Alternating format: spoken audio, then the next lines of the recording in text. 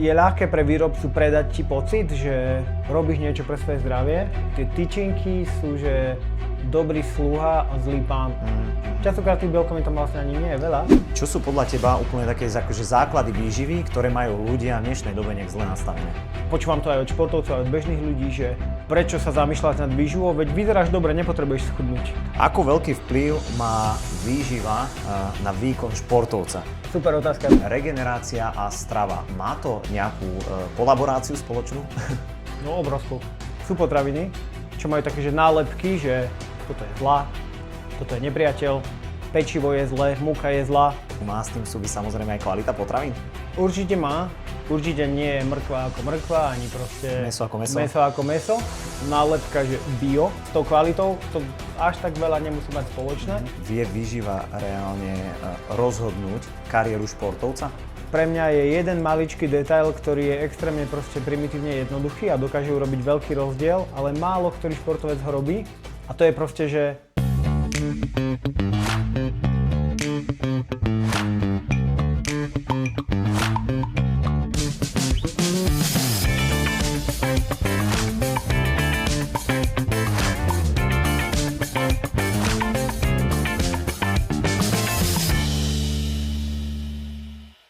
Sponzor tohto podcastu je grippower.com, značka zameraná na futbalové vybavenie, funkčné doplnky a kvalitnú regeneráciu pre športovcov. Moje meno je Denis Jančo, som bývalý profesionálny futbalista a spoluvlastním značku Grippower, jednu z popredných futbalových značiek vo východnej a strednej Európe a v tomto podcaste prepájam šport, zdravie a biznis. Mojím dnešným hosťom je Martin Čupka, výživový špecialista, ktorý spolupracuje s profesionálnymi športovcami vrátane slovenských olympionikov či hokejistu Šimona Nemca. Je autorom knihy Jedz ako profík, kde približuje princípy výživy pre maximálny výkon. Martin, ahoj. ahoj, ďakujem za pozvanie. Martin, v dnešnej dobe výživa veľká téma. Pracuješ s profesionálnymi športovcami, máš naozaj veľa skúseností. Keby si to mal zjednodušiť, aký je podľa teba nejaký problém v tom, ako dnes ľudia pristupujú k výžive?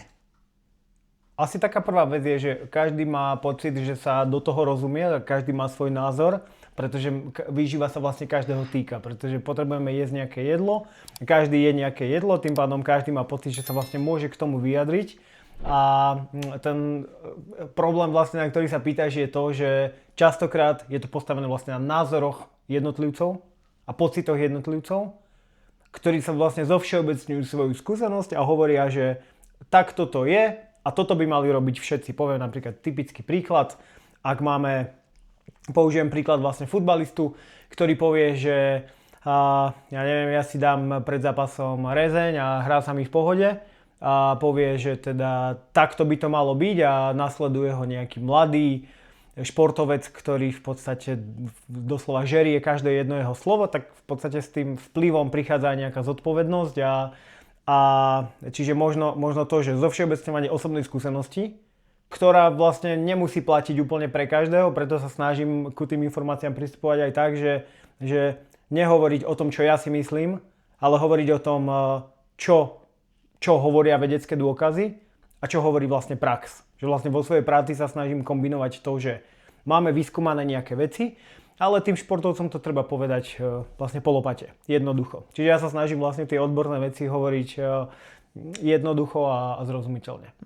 A čo keby niekto ti možno povie, že OK, vedecké dôkazy áno, alebo prieskumy, ale tie sa samozrejme tiež čase menia, vieš, neplatí to isté, čo platilo 20 rokov dozadu ako dnes, že možno keby ti niekto na toto povie, že ako by si na to reagoval? Áno, reagoval by som vlastne tak, že súhlasím, ale tie zásadné veci sa nikdy nezmenia z roka na rok, že napríklad vezmeme si takú horúcu tému, čo sú sacharidy vždycky. Sacharidy, cukor, zlý, dobrý, priberáme, nepriberáme. Asi taká najčastejšie nepochopenie vlastne v športovej výžive je to, že športovci a športovkyne čítajú informácie, ktoré sú určené pre bežných ľudí, ktorí chcú schudnúť a prečítajú si, že nejedzte sacharidy a nejedzte cukor, lebo priberiete, ale pritom ten organizmus športovca funguje úplne inak a vlastne tie sacharidy sú hlavný zdroj energie pre svaly a pre mozog. Keď si to prevenieme na futbalistu, tak typický výdaj energie môže byť, že 1000 kalórií cez futbalový zápas. 1000 kalórií sú že 2 obedy. Že veľa energie.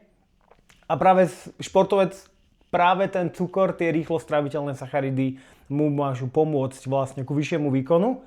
Ale potom sa môže dočítať na internete alebo Instagrame, že pozor, nejedz cukor, je nezdravý.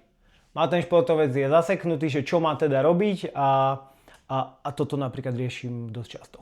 Čo sú podľa teba úplne také akože základy výživy, ktoré majú ľudia v dnešnej dobe nejak zle nastavené? Prvé presvedčenie, že výživu potrebujem riešiť iba keďže chcem schudnúť. Že výživa je tu na to, že keď mám pár kilogramov naviac, takže schudnem. Ale v podstate, že to je iba maličký vlastne kúsok tej skladačky a vlastne tej celej mozaiky. Čiže možno toto je taká prvá vec, že a počúvam to aj od športovcov, aj od bežných ľudí, že a veď prečo sa zamýšľať nad výživou, veď vyzeráš dobre, nepotrebuješ schudnúť. Chcem schudnúť, no tak čo mám robiť? Tak prvé, čo napadne väčšinu ľudí, vynechať určité konkrétne potraviny alebo potravinové skupiny. Najčastejšie sú to, že prílohy, čiže sacharidy, alebo že tuk, že nejem tuk. A proste oni to prestanú jesť, no ale že to nepochopenie je v tom, že za to, že priberáš, alebo za to, že nechudneš, nemôže konkrétna potravina. Že to nie je, že chleba je zlý, keď prestaneš jesť chleba, tak schudneš, ale je to trochu komplikovanejšie. A závisí vlastne, čo všetko zješ za 24 hodín a aký je tvoj vlastne výdaj za 24 hodín. Čiže možno to základné nepochopenie je, že sú potraviny, čo majú také, že nálepky, že toto je zlá, toto je nepriateľ, pečivo je zlé, múka je zlá.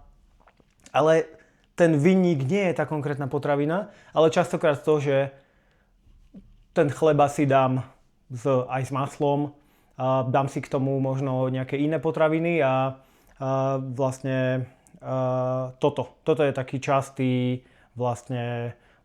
nepochopenie. Jasne, rozumiem. Čo sa týka, keď si hovorí o tých potravinách, tak má s tým súvisí samozrejme aj kvalita potravín? Určite má. Kvalita potraviny je vlastne niečo, že nemôžeme to popierať. Určite nie je mrkva ako mrkva, ani proste mäso ako mäso. Na druhej strane my vždy vieme tú kvalitu ovplyvniť len akože do nejakej určitej miery. Že vymyslím si, hej, že podľa mňa každý v rámci zachovania zdravého rozumu by si mal rozhodnúť, že do akej miery chce ešte dosledovať pôvod toho mäsa, lebo keby to mal sledovať akoby do úplného proste extrému, tak pravdepodobne ho nebude jesť vôbec. Čiže tá kvalita potravín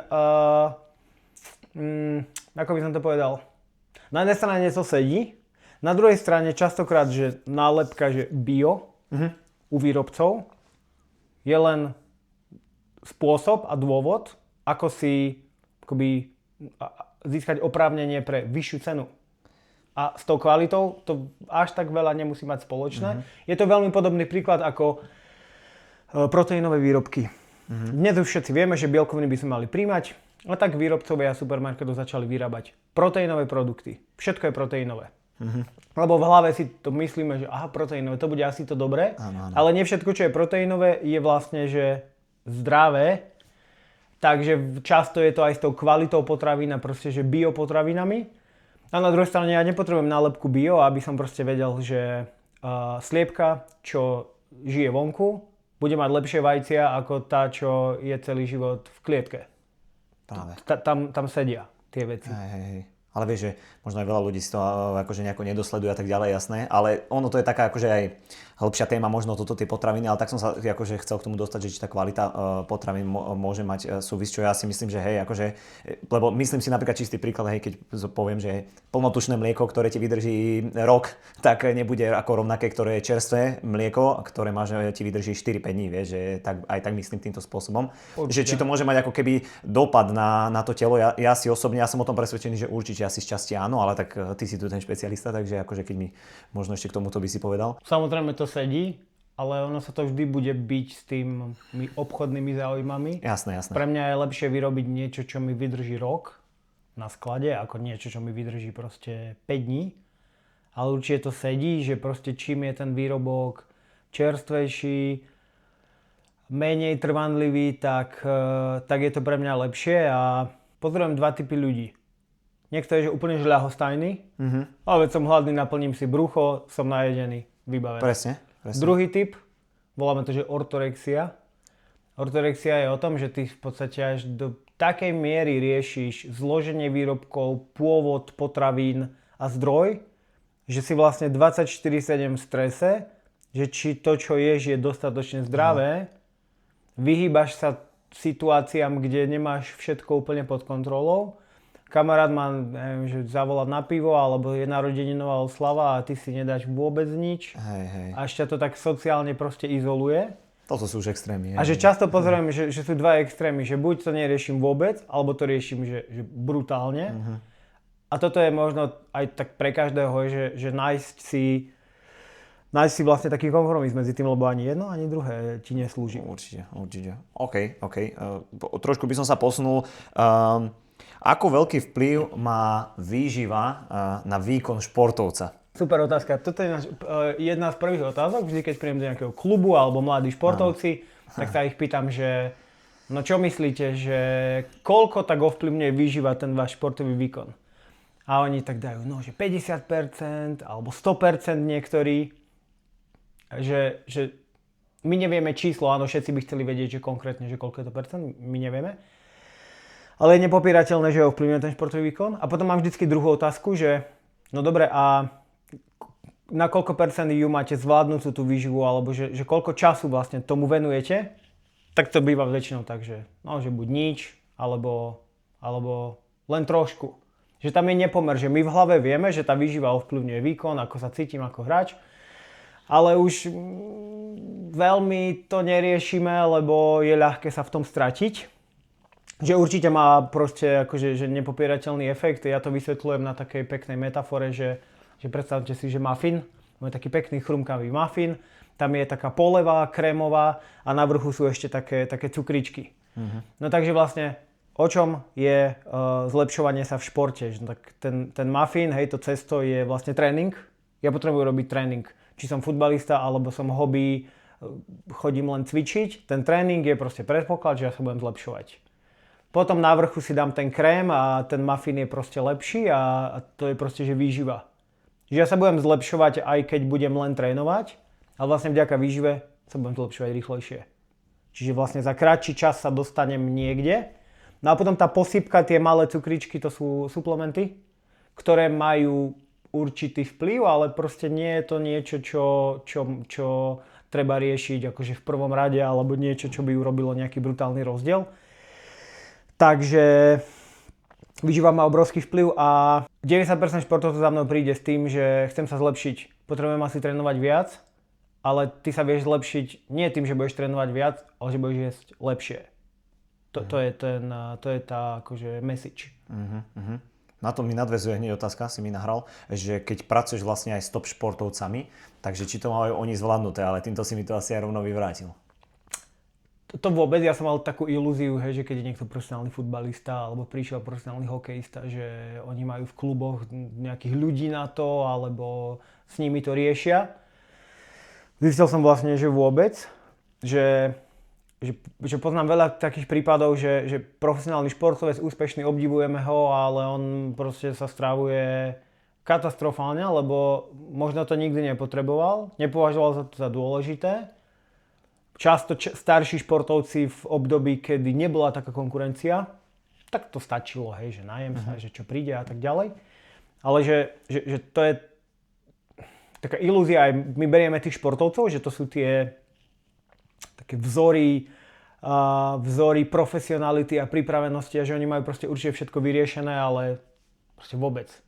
Hej, že častokrát vedia o jedle menej ako študent strednej školy.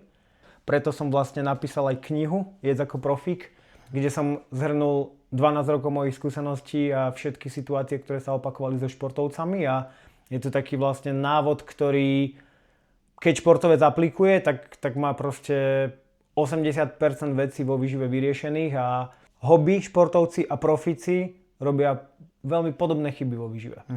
Častokrát.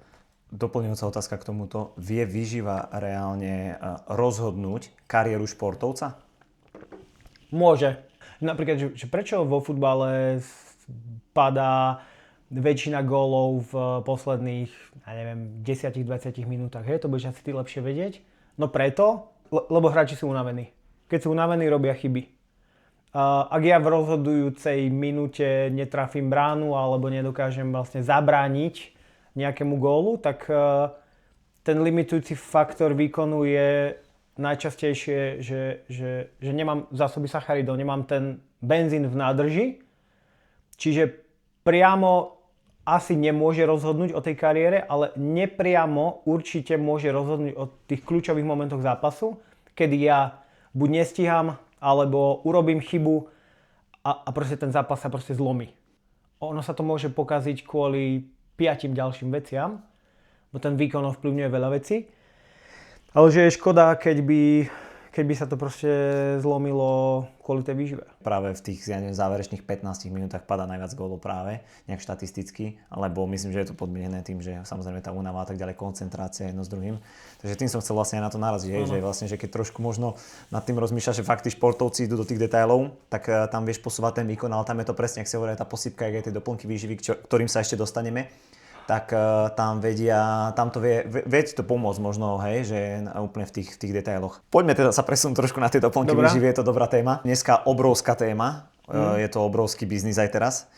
Čo podľa teba má nejaký reálny význam a čo je proste, že bullshit? Prepáč, že ťa ruším, ale ak ťa tieto podcasty bavia, budem veľmi rád, ak mi dáš like, komentár alebo odber. Veľmi mi tým pomôžeš posúvať tento podcast ďalej. Zase keď sme pri suplementoch, tak samozrejme, keď som písal knihu, tak si hovorím, že všetci chcú vedieť o suplementoch, niečo v tej knihe musí byť o tých suplementoch. Čiže je k tomu samostatná kapitola. Čo sa týka suplementov, áno, je to obrovský svet, aj trh, ako si povedal. Tuším, že ročný obrat na trhu suplementov v Európskej únii sa pohybuje okolo 60 miliárd eur. Čiže my máme obrovské akoby more produktov, a v podstate máme, že malý zlomok z nich, ktoré majú nejakým spôsobom akože význam. Ja na to používam takú jednoduchú kategorizáciu, že ABC. Mám vlastne 3 kategórie, je že ABCD, Dčko sú tie zakázané látky, o ktorých sa teraz nemusíme baviť. Okay. ABC sú v podstate, že 3 kategórie na základe toho, či fungujú alebo nefungujú. Použijem zase, že peknú metaforu.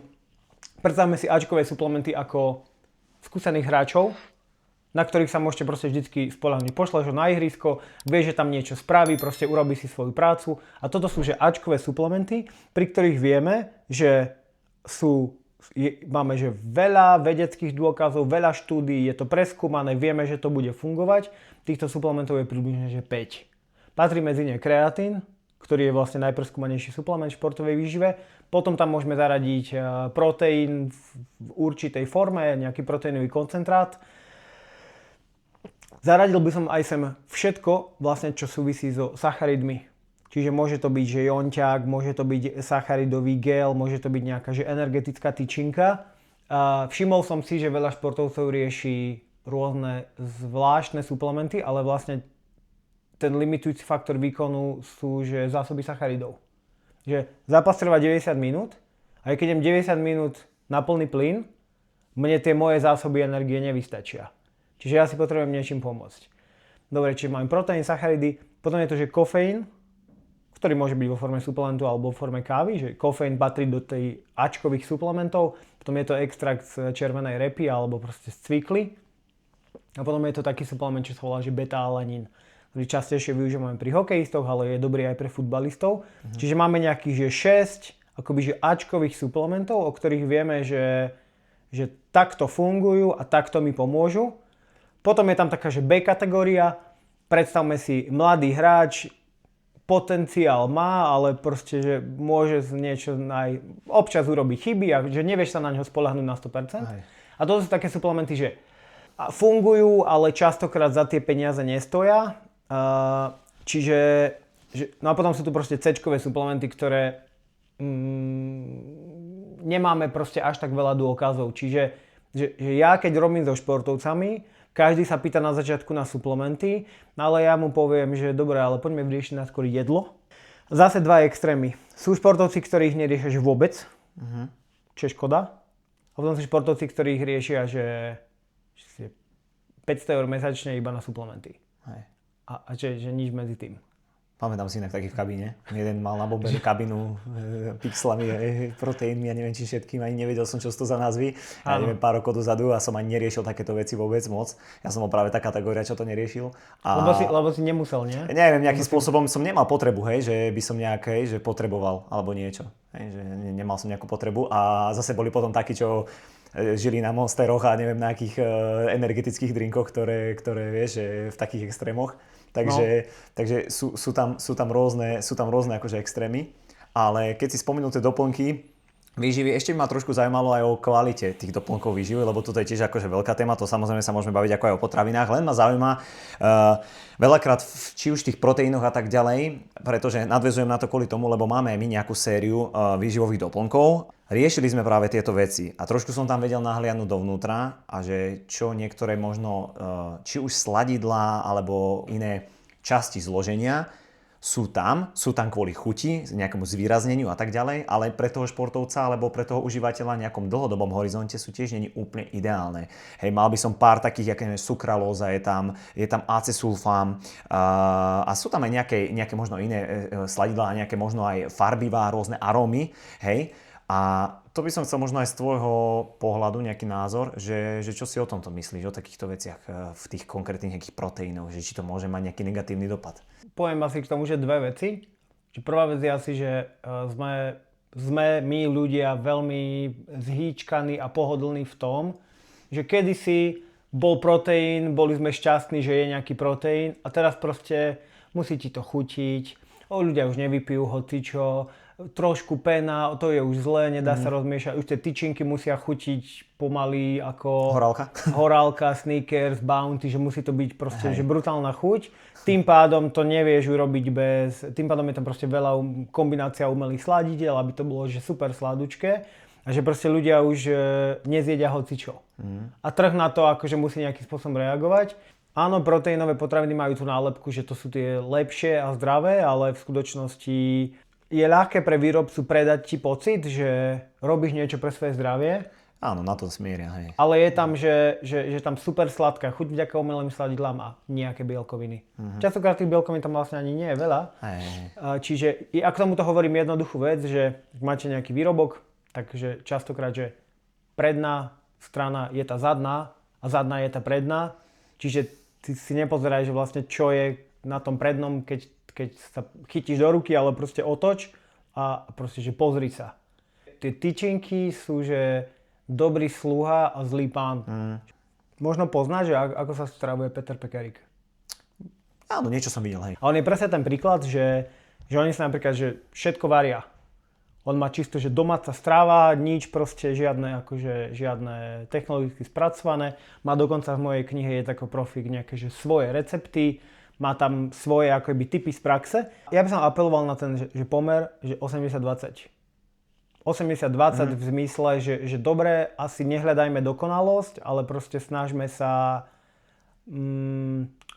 Taký zdravý rozum použiť, jasné, hej. Zdravý rozum v tom zmysle, že možno nie za každú cenu, že čím menej spracovaných, ale keď už ich jem, to proste kompenzovať a vyvážiť tými nespracovanými. Ale je to ťažké, lebo vieš, tak ako ty ako futbalista si možno nemal úplne že super motiváciu riešiť výživu, lebo však bol si štihlý, hralo sa ti dobre. Hej. A väčšinou tí športovci prídu za mnou, až keď je nejaký že konkrétny problém. Som zranený, čo mám robiť teraz? Regenerácia a strava, má to nejakú kolaboráciu spoločnú? No obrovskú, pretože keď sa povie, že regenerácia, tak prvé, čo človeka napadne je, že aha, dobre, masáže, sauna, dobre, nejaká studená voda, ale vlastne, že dva najúčinnejšie regeneračné prostriedky, že spánok a výživa. Ja mám k tomu aj takú peknú proste tabuľku v knihe, že ako si to športovec vie reálne predstaviť, tak sú situácie, keď máš výživu vyriešenú a keď nemáš, kedy vidíš proste ten rozdiel pred a po. Zase vezmeme to proste na športovca, že ty vieš absolvovať iba určitý proste objem tréningu. Nemôžeš proste trénovať viac, lebo potom ťa to proste začne oslabovať. vďaka výžive ti stačí kratší čas medzi dvoma tréningami, aby si proste podal, že rovnaký výkon. Čo by som možno mohol v tom ideálnom nejakom scenári, keď sa fakt chcem cítiť dobre, aj dobre zregenerovať, pomôže mi to aj k lepšiemu spánku, čomu ísť, hej? No čo sa deje? Keď sa mrzem pred spaním, predstavme si, mám, že 5 litrov krvi v tele. Tá krv je vždycky niekde. Cez zápas je viacej vo svaloch, tým pádom nie je v žalúdku, takže to trávenie je spomalené. Ja keď si dám pred spaním takúto večeru, väčšina krvi bude v žalúdku, aby som to strávil. Moje telo trávi jedlo, neoddychuje. Spánok nie je dostatočne hlboký. My vieme, že vlastne športovec sa regeneruje hlavne počas toho, že hlbokého spánku. A ty nevieš dosiahnuť dostatok hlbokého spánku, keď si dáš proste, že pizzu pred spaním, alebo proste rezeň, alebo segedinský guláš. Pre mňa je jeden maličký detail, ktorý je extrémne proste primitívne jednoduchý a dokáže urobiť veľký rozdiel, ale málo ktorý športovec ho robí. A to je proste, že ty potrebuješ dať telu po tréningu to, čo minulo. A veľa hráčov, alebo aj bežných ľudí má, že po tréningu proteín. Musím si dať ten proteín. A proteín je dôležitý, lebo ti opravuje tie poškodené svaly, ale čo si minul po tréningu alebo zápase? No minul si hlavne zásoby sacharidov, čiže glykogén. A to by si mal do tých 30 minút po tréningu a zápase proste že prijať. Čiže prvé opatrenie, ktoré robí asi najväčší rozdiel u väčšiny športovcov je, že im poviem hneď po tréningu 1 gram sacharidov na kilogram hmotnosti. Vieš čo, poviem ti pravdu, že toto za mojej kariéry, tak toto som asi nepočul nikoho povedať nám, alebo možno áno, ak by som niekomu krivdil, tak možno nám to niekto vravel, ale akože to, že máš prijať sacharidy hneď po zápase, proste nemali sme ani tú znalosť, ti poviem pravdu, vieš. Objedná sa, vieš, pizza po zápase alebo niečo, dá si pizzu, akože tak tam sú asi tiež nejaké, ale viem, že to bývala alebo niečo, ale akože asi to tiež nie je úplne ideálne. A vlastne, čo urobí s telom aj toto, že hej, napríklad taká pizza alebo niečo takéto, keď si dáš po zápase? Pizza je v princípe že super, lebo je tam cesto, sacharidy a tak ďalej. Najväčší problém pri pizzi je, že keď je že ťažká a mastná, tak tuk robí to, že drží to jedlo v žalúdku. Vlastne tuk predlžuje trávenie toho taký jedla. ťažký si, nie? Áno, že ono vlastne sa udeje to, že tie sacharidy, to čo chceš rýchlo dostať do svalov, ti stoja v žalúdku a v podstate tá regenerácia je pomalšia. Mladí športovci, bavme sa, neviem, že 17, 24, poviem to tak. Ako by mal pristupovať k výžive? My nemôžeme chcieť od mladého športovca, aby riešil svoju životosprávu výživu, keď to nevidí na nás. Je veľa rodičov, ktorí mi povedia, no povedzte tomu môjmu, no povedzte, že toto by mal. A on keď to nevidí doma, tak to proste robiť nebude.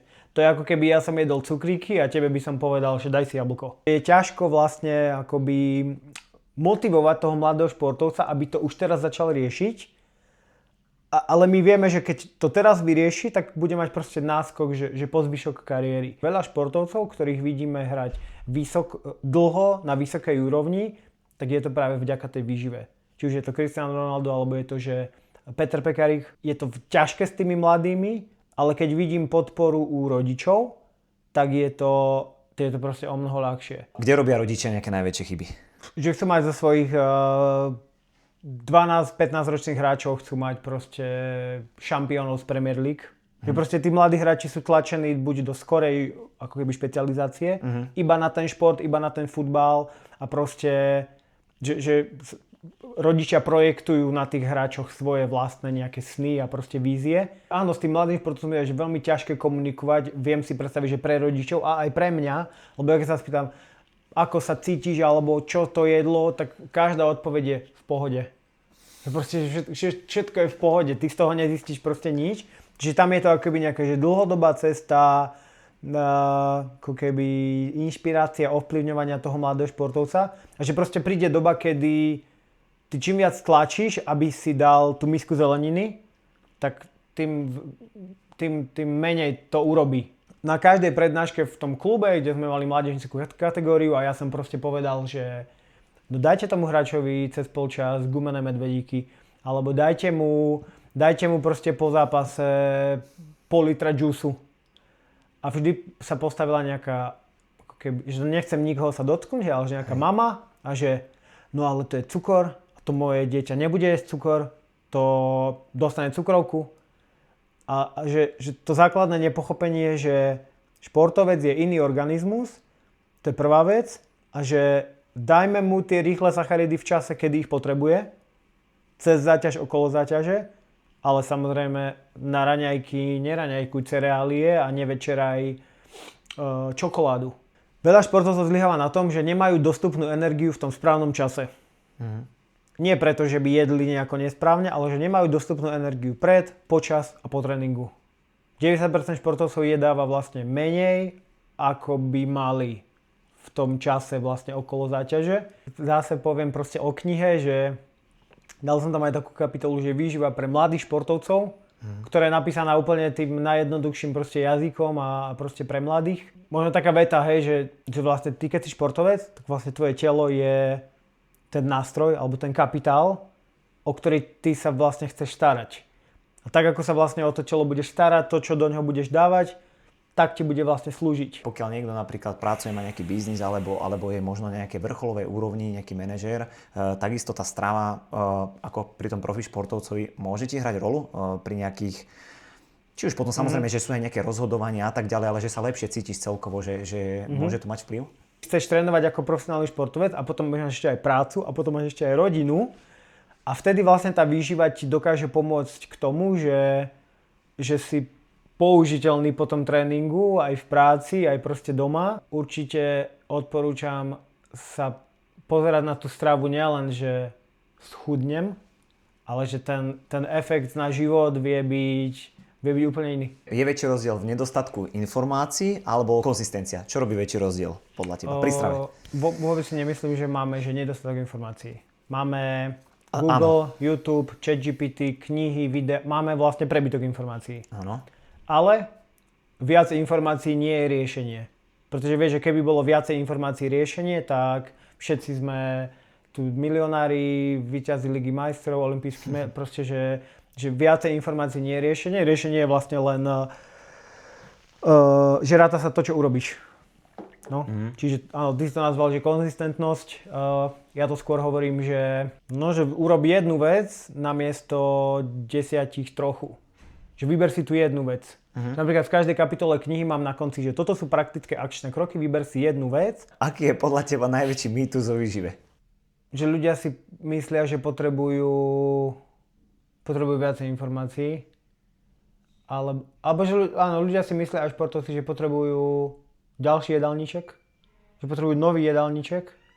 Urob mi jedálniček, napíš mi jedálniček. Vieš, také správy, že keď mi prídu. Napíšeš mi jedálniček, robíte jedálničky.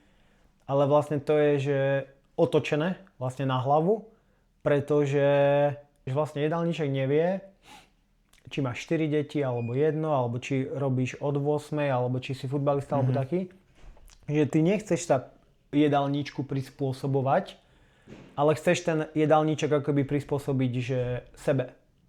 Takže ten mýtus je, že neskáčte do jedálničkov, ale proste sadni si na zadok a to ja vlastne aj odporúčam každému, nemusí so mnou spolupracovať, že sadni si a napíš si všetko, čo si zjedol za 24 hodín a niečo z toho zistíš proste, hej, že sedliackým rozumom zistíš, že čo je možno dobre, čo nie je dobre, kde ti to zlyháva, kde ti to nezlyháva. Čiže nie viac jedálničko, viacej informácie, a ty sa odstrihni od proste internetu, všetkého a večer si sadni 15 minút sám v obývačke a pozri sa, že čo si zjedol za 24 hodín. Ak by si mal odporučiť jednu vec, ktorá by mala nejaký dlhodobý dopad na zdravie, výkon človeka, čo by to bolo? Možno to nebude na oko až tak súvisieť, ale podľa mňa to je extrémne dôležité, že tráviť viacej času sám so sebou. Tráviť viacej času sám so sebou v zmysle, že neustále žijeme dnes ako keby v prebytku informácií, podnetov, neustále od teba niekto niečo chce, Messenger, Instagram, WhatsApp a tak ďalej. A že preto akoby mentálne zdravie, minimálne že moje, keď mám pocit, že 3-krát vyhorel už ako keby pracovne, čo má ten najväčší vplyv je, že strážiť si to, že som 15 minút denne ako keby sám so sebou, že nerobím nič. Lebo ty máš pocit, že neustále niečo musíš robiť, musíš proste makať, čiže že vyslovene, že robiť nič. A každý si to môže proste vyložiť, že možno si teraz niekto povie, čo? Ale že myslím si, že každý sa dostane do nejakého času alebo obdobia, kedy, že vieš, že ten vzťah so sebou je ako keby že najdôležitejší do všetkých. Čiže pre mňa toto z dlhodobého hľadiska je má vlastne najväčší efekt. Super. Martin, díky moc. Díky za pozvanie. Díky. Ďakujem ti za zhliadnutie tohto podcastu. Ak ťa naša tvorba baví, budem rád, ak zanecháš like, komentár alebo odber. Pomôžeš nám posúvať tento podcast ďalej.